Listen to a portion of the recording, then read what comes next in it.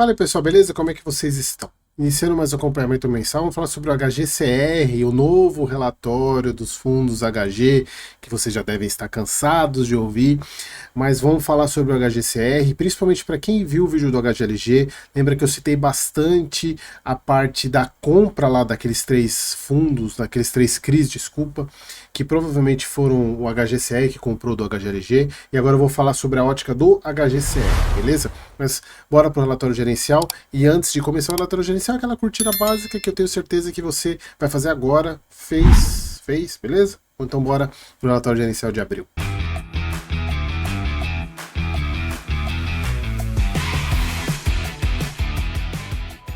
Então vamos lá, pessoal, relatório gerencial, fundo novo. Eu só não vou falar de novo sobre algumas coisas aqui que vocês já devem ter cansados de saber. O fundo, os relatórios mudaram, estão no padrão do Pátria. Esse azul com a branco ficou muito ruim de enxergar. Mas lembrando sempre, pessoal, a gente tem que procurar no relatório as informações que a gente precisa ver e não ficar questionando estética. Claro que, se ele for bonito, melhor ainda. E até porque os outros relatórios, os relatórios antigos, eram fáceis de ver. Mas será que eles estão melhores agora em termos de informação? Essa é a lógica que você precisa buscar. Mas claro que ficou muito ruim de enxergar, principalmente em monitores que são de um pouco de qualidade um pouco inferior, fica muito difícil de ler. Então o relatório agora de abril de 2025, mesma pegada aqui dos outros fundos. Aquilo que eu falei, né? Eles gastaram muito espaço para falar de cenário, sendo que, na minha visão, não tem sentido nenhum você colocar o cenário de abril no final de maio, quase junho, faz o menor sentido, todo mundo já sabe o que aconteceu. Isso faz mais sentido para fundos que de fato publicam no início do mês. Para fundo que publica no final, não faz nenhum sentido. O que a gente tem que cobrar de fato, é o que eu tenho falado em todos os vídeos dos HGs, é o prazo. Vai ser assim mesmo? Vai ser publicado no final do mês, a partir de agora? Deixem claro isso e aí deixa o mercado assimilar. O problema é a gente ficar esperando quase 2 semanas para o relatório sair, o que não faz o menor cabimento. Inclusive, vocês usaram de justificativa que a demora era por causa dessa padronização. Agora que padronizou, vamos voltar ao que era antes, né? O problema é que os fundos do Pátria, né, PVBI, LVBI, normalmente saem depois, no final do mês ou no mês seguinte. Vamos ver se os HGs, porque a equipe da CSHG está lá, né? Bom, aqui o fundo patrimônio líquido 96,80, valor de mercado 96,30. Vamos ver quanto que ele fechou? Só para a gente dar uma olhada, porque ele estava com deságio HGCR 95,46, tem um deságiozinho aqui, né? Deixa eu ver, não sei nem se eu mostrei, não mostrei, 95,46, tá com deságio, mas ele valorizou bastante, se a gente for pegar aqui, ó, 6 meses, né? Ele chegou a ser negociado a 89, bem abaixo, né? Bem abaixo. Pro HGCR, eu mesmo entrei pesado quando eu tava nesses 80 e pouco aí. Bom, a carteira IPCA mais 10,4, tem um pouco de fundo imobiliário. Se a gente for ver, ele está nessa faixa aqui de sensibilidade, chegando a IPCA mais 10%, que é um baita carrego para a carteira. Fundo aí distribuiu 1,05, uns reserva de 74 centavos, 102 mil cotistas. Bom, aqui eles mudaram um pouco do HG, porque dos HGLG, HGRU, que tem aquele quadrado aqui, eles colocaram tudo nessa parte aqui. Aqui, pessoal, falando sobre o novo relatório, que a gente já sabe, sobre o resultado, o fundo foi impulsionado aí por recebimento de pré-pagamento de duas séries do Rogemac, 1 e 2. Lembrando, né, pessoal, o que é o pré-pagamento? Para quem não lembra o que é o pré-pagamento. Quando eu faço uma dívida, por exemplo, eu vou pegar emprestado e vai ser estruturado um CRI aí para eu pagar em 20 anos, beleza? O que é o lucro de quem está me emprestando? São os juros e a correção monetária, mas principalmente os juros. E os juros são calculados com base no saldo devedor. Quanto maior a dívida, quanto maior o prazo, maior vão ser os juros, porque os juros vão cobrando sobre o saldo devedor, que vai amortizando aos poucos, porque é muito tempo para pagar. Então, para quem está afinando, por isso que quando você vai fazer um empréstimo, quanto mais longo for, melhor para quem está te emprestando, porque ele vai ganhar mais juros com isso. E aí que está o ponto, porque se você faz um empréstimo comigo, eu estou te emprestando um dinheiro, eu falo, ó, você vai me pagar em 12 meses, aí você chega no segundo mês e me paga, eu não ganho quase nada. Porque os juros, você não pode, quando você paga antecipado, você não pode cobrar os juros que tinha antes, porque os juros sobre o saldo devedor, você não pode cobrar ele se o pagamento está sendo feito agora. Então, eu perdi os juros de 10 meses, porque eu recebi o pagamento antecipado em 2. Eu recebi meu dinheiro de volta, só que 2 meses só de juros que eu ia receber de 12. Então o que eu faço? Ó, se você me pagar antecipadamente, eu vou te cobrar uma multa. Porque eu preciso também, não posso perder tanto dinheiro assim. Então eu te cobro, se você fizer um pré-pagamento, eu vou te fazer uma multa. É isso aqui. O pré-pagamento é quem antecipa o pagamento, na grande maioria das vezes, os CRIs têm uma multa de pré-pagamento. Se vocês lembraram o FHI, ele fez naquele CRI lá do Grupo Pão de Açúcar 2 séries. Uma sem multa de pré-pagamento, exatamente para ele que ele tem a intenção de quitar isso, e a outra tem pagamento porque o fundo não tem intenção de quitar. Então, falei FHI? Não, é o TEP11, desculpa, é o TEP11, lá do Grupo Pão de Açúcar. Não sei nem se falei esse TEP11, mas é o TEP11. Então, ele recebeu essas multas de pré-pagamento, e isso aqui é lucro para o fundo, porque ele está recebendo uma taxa a mais, que seria um equivalente aos juros que ele receberia, claro que não tudo, mas é uma multa que seria lucro para o fundo. A amortização extraordinária desse CRI-BR Sub, que aí a amortização extraordinária não gera lucro, mas destrava a inflação acruada, e assim sim essa inflação pode ser distribuída. Maior resultado de correção monetária, principalmente por causa da inflação de fevereiro. Encerramos o mês aí com 2,15 de resultado acumulado. Isso considerando que uma parte disso é inflação acruada que ele vai liberando nesses casos. Então o fundo está muito tranquilo para manter esse 1,05, ele tem muito dinheiro de reserva para poder manter, então está sempre muito tranquilo. Então falando, o fundo considerando 1,34 que ele tem de resultado desse mês, houve um aumento aí da reserva acumulada. A reserva sim é que ele pode usar sem ter que ter venda, só o que tem de reserva de inflação acruada que ele depende dos eventos para poder destravar. Então tem 74 centavos, está muito tranquilo. Então falando aqui do resumo, né, que foi 9 centavos desse pré-pagamento do Rogemac. Aí eles falam da negociação assim, e eu vou pegar só o TIR aqui, a TIR que foi 17,5% ao ano, uma baita TIR para esse negócio. E aqui algumas movimentações, aumento de exposição de 7 milhões e meio em CRIs, o série Sub e do GPA do RBVA, IPCA mais 9,1 milhão e no CRA Balarote CDI mais 4,5. Aqui, pessoal, é importante. Vamos falar um pouquinho sobre as negociações do mês passado, porque aqui a gente vê que o fundo comprou um CRI IPCA mais 9, que era o normal. Se a gente for lembrar o mês passado, pessoal, só para a gente não esquecer, que o fundo comprou aqui 10,8 milhões de CRIs, sendo que 9, quase a totalidade foram 6,6 milhões do Mega Moda, IPCA mais 8,22, 1,5 do Léo Madeiras, IPCA mais 7,52 e 1,1 do Creditas 3, IPCA mais 6,65.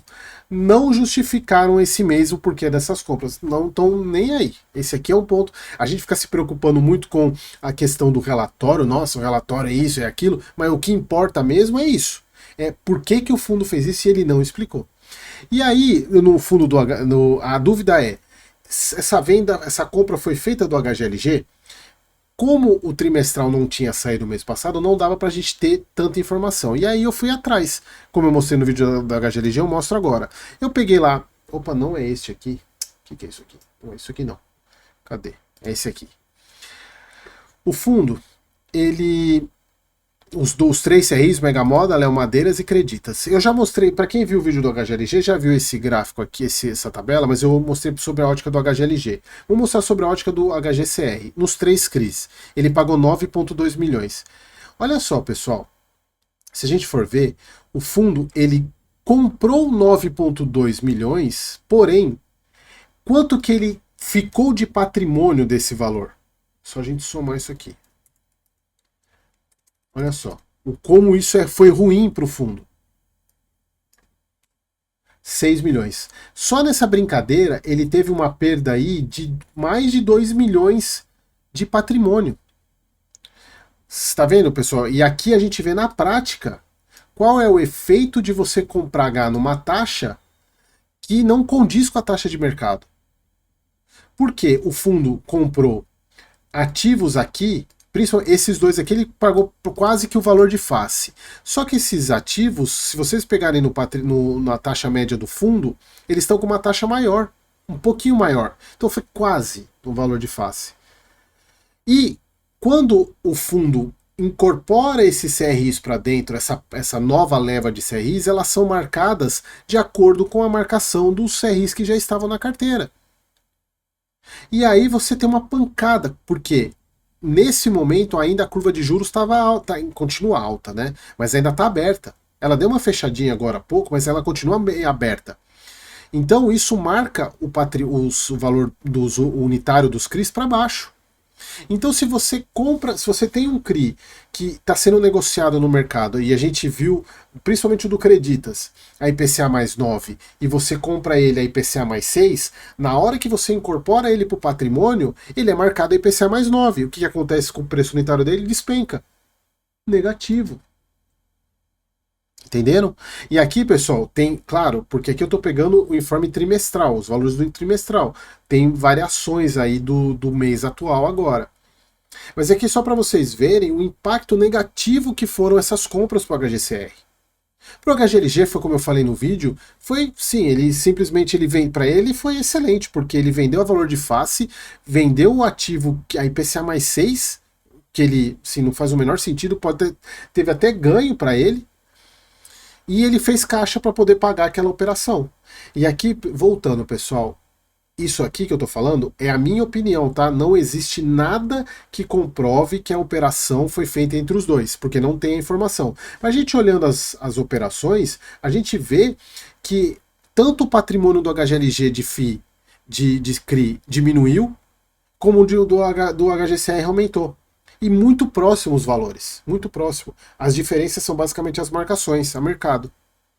Entenderam? Então, isso leva tudo a crer que quem comprou foi o HGCR e comprou do HGLG, para ajudar o HGLG levantar caixa para fazer o pagamento lá sem ter que se desfazer de fundo imobiliário, só que aqui custa, a custa do patrimônio dos cotistas. Isso aqui é muito ruim. É uma posição irrelevante, concordo com vocês. Quer dizer, concordo com quem pensa assim. É uma posição irrelevante. Patrimônio de... Quanto que é o patrimônio do HGCR? Deixa eu pegar aqui. O patrimônio dele é de 1,5 bi, uma movimentação de 10 milhões, nem 1% do fundo. Beleza. Mas mesmo assim, né, pessoal, isso chama atenção. Porque assim como ele faz com pequeno, com participação pequena, ele pode fazer com grande. Então a gente tem que ficar de olho nesse tipo de operação, em vez de ficar criticando o relatório, cor de relatório, informação de movimento, vamos ver o que interessa, que são as movimentações. É isso que vocês têm que cobrar. Inclusive de quem vocês estão assistindo aqui. É isso que vocês têm que cobrar. É esse tipo de informação. A ponto, e aí, eu falando isso, veio um comentário de um vídeo falando de um cara colocou, não sei que vídeo foi uns vídeos recentes aí, falando: Eric, eu gosto muito do seu conteúdo. Eu fui da turma do Thiago, vi que você sabe muito sobre fundo imobiliário, mas os seus análises são mais do mesmo. Você só lê relatório, você não traz nada. Eu falei, cara, não é possível que eu tô vendo isso. Aí eu pedi para ele, falei, então dá exemplo, só que ele não respondeu. É impressionante. E é isso que vocês têm que cobrar, pessoal. Porque não adianta a gente ficar só falando, criticando, mas cadê a informação de verdade? E é isso que eu quero trazer para vocês, e é isso que vocês precisam cobrar da gestão. Beleza? Bom, então o fundo aí encerrou com 9 centavos de compromissada, reduziu bastante, como a gente já sabe, ele usou muito dinheiro lá das amortizações do SPVJ para pagar. Tem aquela watchlist do Cota, como a gente já sabe, que estava com foi declarado o vencimento antecipado em abril de 25. Vamos ver como é que vai ser o desdobramento disso. Bom, aqui aquilo que eu falei, o fundo ele piorou nessa questão, as rúbricas são as mesmas, mas tirou o mês anterior. Isso é muito ruim porque a gente não consegue comparar. Mas o fundo aí, resultado distribuído de 20 milhões, distribuiu 16, fez uma boa reserva, e que muito em função do que ele já citou lá dos pré-pagamentos, da variação de inflação, gerou 1,29 e pagou 1,05. Está com 0,74 de reserva, está muito tranquilo aí para manter os 1,5. Aqui eles mantiveram do jeito que eles fizeram nos outros relatórios, nos relatórios anteriores, a distribuição por aí, os quadradinhos, né, mas continuando sem dar para ver direito aqui. Nada de novo aqui. Aqui o Almeida. Por que eu marquei o Almeida aqui? Ah, aqui, boa, agora eu lembrei. Porque, pô, filho, é tanto fundo, filho, que eu esqueço o que, que eu marquei, mas eu marquei para lembrar exatamente. Pessoal, existia a coluna de PL, de participação do PL no relatório anterior, porém ela não estava elencada por ordem. Se vocês pegarem, podem pegar o último relatório, vocês vão ver que ela não estava elencada por ordem. Deixa eu ver se eu tenho o último relatório aqui. Aqui, ó. Vocês observarem, o fundo, ele na distribuição da carteira, ele não fazia por ordem de PL. Veja, era tudo misturado. Tudo misturado. Saia 0,05, depois ia para 3, depois voltava para 0,93 e agora o fundo ordenou. Pô, tava na hora disso, né? De fazer ordenar até para a gente saber olhar a participação. Prazo médio também não tinha vencimento. Eu estou colocando aqui as coisas só para confirmar, porque eu não lembro se essas coisas tinham. Ó. Não tinha vencimento, eles colocaram vencimento. Que mais? Prazo médio, acho que também não tinha. E garantias também não tinha na tabela. Então, algumas informações a mais que foram colocadas, muito bom isso. Isso aqui é muito bom de a gente ver.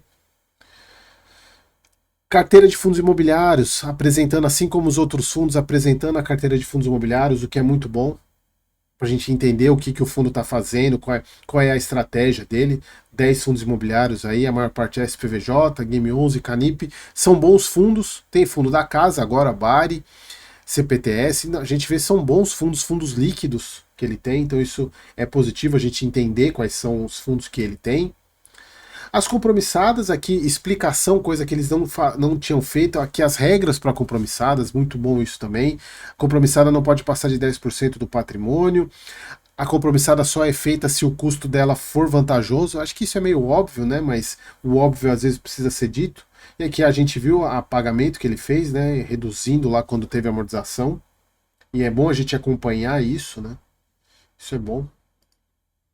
Aqui é a casa do CRI Cota, que teve o Alcota inadimpliu o pagamento da parcela de CRI no dia 15, ou seja, se tornou inadimplente, 4,6 do PL, e o mercado não precificou isso, tá? Interessante isso. Vamos acompanhar como é que tá. Então, o Cota tem evoluído na processa de venda do lastro do CRI.